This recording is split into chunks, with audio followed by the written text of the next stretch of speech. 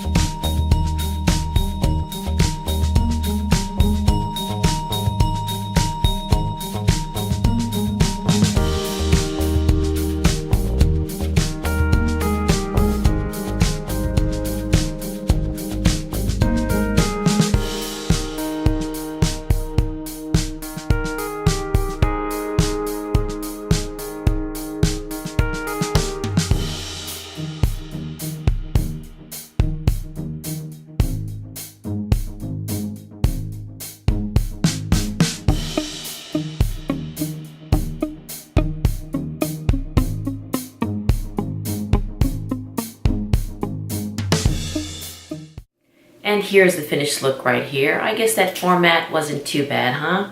If it was, no harm, no foul. At least we tried it, but it's all good. It's all good.